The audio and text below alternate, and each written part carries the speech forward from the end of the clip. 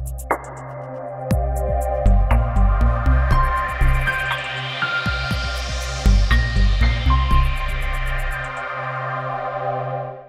morning, everyone.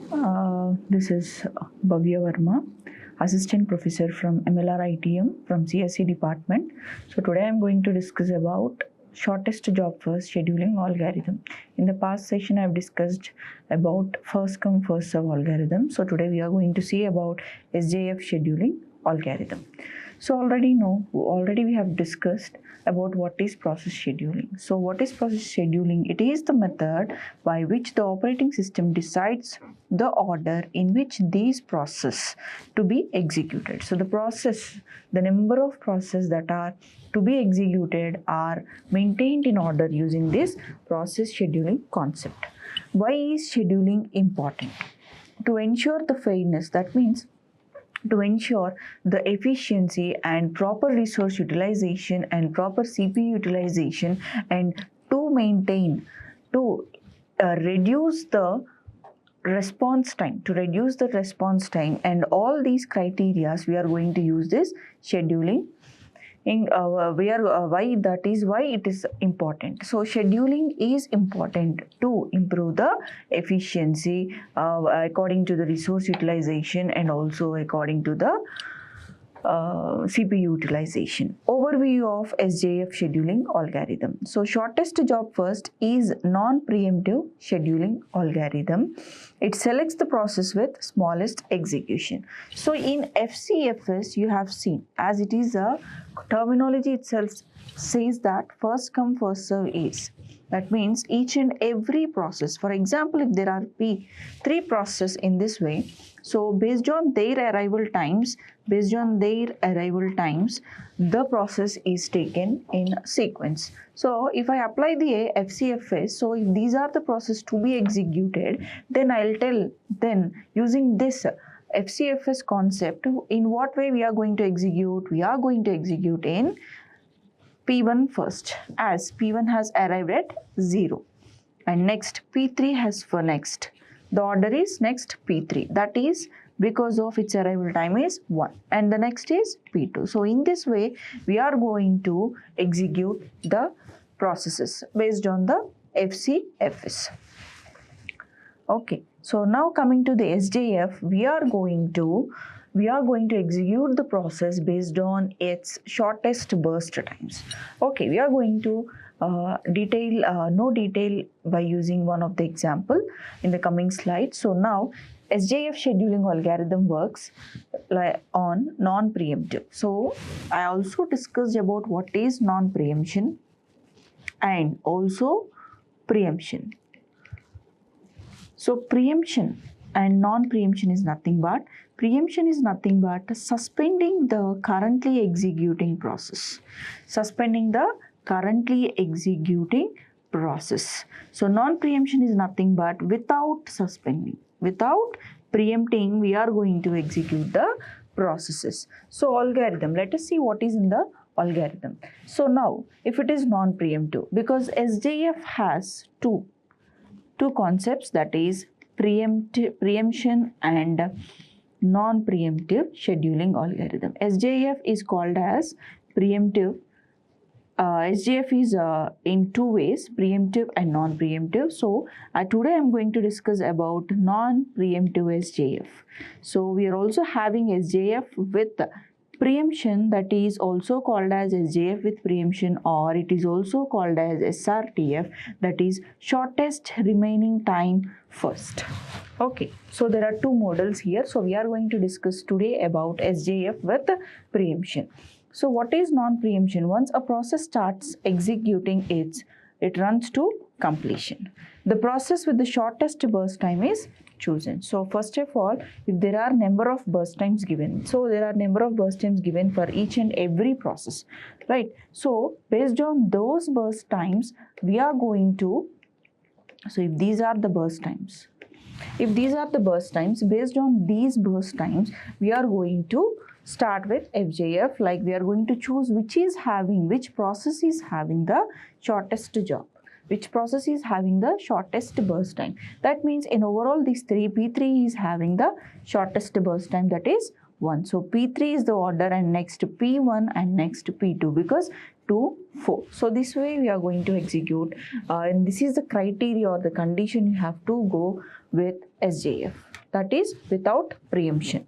Okay, so now what is burst time? Burst time is nothing but how much time it is required for a process for the execution. Okay, now let me explain in detail about this non-preemptive scheduling algorithm. So I'll take echo for our convenience. I'm going to take a table. Okay, P1, P2, P3 and P4. For example, these are the number of processes we are having. Okay, so now let us take the arrival times of each process: 0, 2, 4, 5, and burst times are 7, 4, 1, 4. Okay, so fine. Now I'm going to draw a Gantt chart. We already know what is Gantt chart. I've already discussed in the past session what about Gantt chart. So the Gantt chart starts at the point of 0 all the time.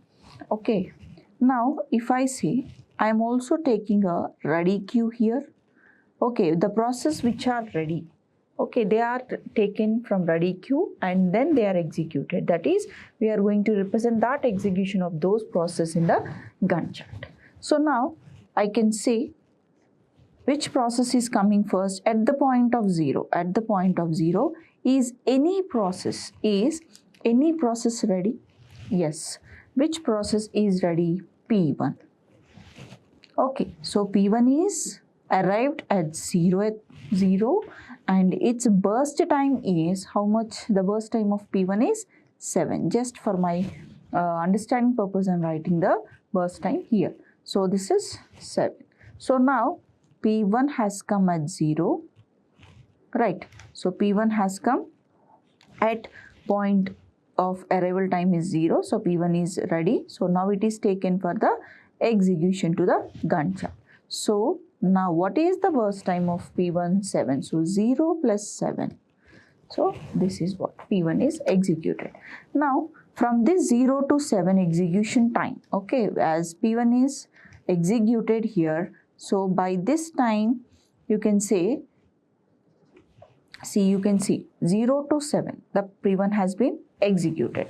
Fine. So by this execution of its time, P1's execution time, in that time the other processes are arrived into the ready queue. That is P2. See the order of the arrival times. P2 has come at the point of 2, right? So 0, 1, 2. At this point of time, P1 to P2 has come into the ready queue and P3 has come into the ready queue, and also P4 has come into the ready queue. See, at the point of 2, what process has come? P2. At the point of 4, somewhere around 4 is here, the process P3 has come, and at the time of 5, the process P4 has come. So by the completion of this P1's execution, these all processes are ready. They have arrived. So they are arrived in the, and they have come into the ready queue. So we will write about their burst times. P2's burst time is around 4, P3 is 1 and P4 is 4. So these are all the burst times I am having. Now P1 is completed its execution. Now let us see, by the time 7 all the processes are ready, so I can take any process and then execute. But before considering the process, there is a condition with SJF. As we are doing SJF without preemption, so after completion of this P1, all the processes are ready by the time of its completion. So P2, P3, P4 are ready. So I have to choose for the execution. So which process to be chosen here? The process which is having less burst time. So these are all the burst times, right? This is done. Now from these burst times, 4, 1, 4. Which process is having less burst time? P3 is having. So I am going to take P3 into the execution. So what is the burst time of P3? 1. That is 7 plus 1 is 8. Now my P3 is also being executed. Now I am going to take the next coming process. So which process to be selected here? P2 and P4 are there. They are with how much burst time? They are with 4. Both are having 4. So that means P2 is 4, that is, and also P4 is with burst time of 4. So both are same. When this situation arrives, you have to apply FCFS. Okay, so now if I apply the FCFS, what is the condition? You have to check arrival times. You have to check arrival times here. So for both the process P2 and P4, you are going to check the arrival times because there is a situation where both the burst times are same. So if I apply FCFS, so what I have to do? I have to check the arrival time. So now check the arrival time for the P2 and P4. So P2's arrival time is 2, P4's arrival time is 5. So which process has come first? According to the arrival times, that is FCFS, P2. So now I'll simply choose P2. So what is the burst time of P2 here? 4. That is 8 plus 4, 12. Now P2 is also done. The remaining process is P4. Simply I'll choose P4 and the burst time of P4 is 4, that is 6. So this is my Gantt chart. Now the Gantt chart is ready. Now I'm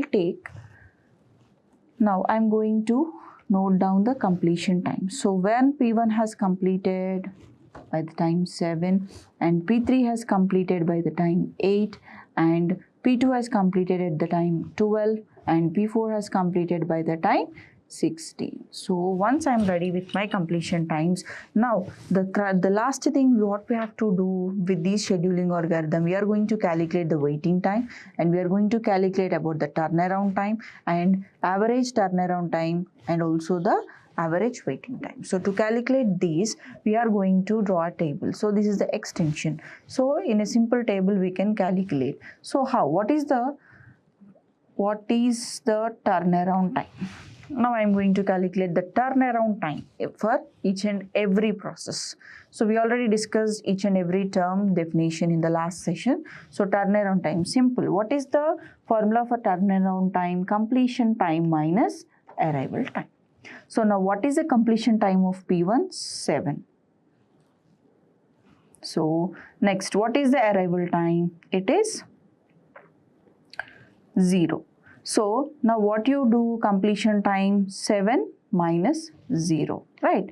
So now next 12 minus 2, right? Now 8 minus 4 and 16 minus 5, right? So to calculate the turnaround time, the formula is completion time minus arrival time. Now I want to calculate waiting time. So to calculate the waiting time, I have to go with what the formula is, turnaround time minus burst time. So what is the turnaround time? That is, we have to do turnaround time minus burst time. So now let us calculate. So 0, the waiting time, turnaround time minus arrival time, and burst time is how much? 10. 10 minus 2 is some 8. Turnaround time is 12 minus 2. 10 minus 4. Okay. Yeah. So the turnaround time is 10. 10 minus 4, that is 6. And now 4 minus 1, that is 3. And now here 16 minus 5, that is, now we have to do minus 4, that is 7. So this is 0637. So we have done with our waiting times. So now if I want to do the average, so what I do, 0 plus 6 plus 3 plus 7 by 4, that is 16 by 4, that is 4. Okay, you can also calculate the average waiting time, average turnaround time.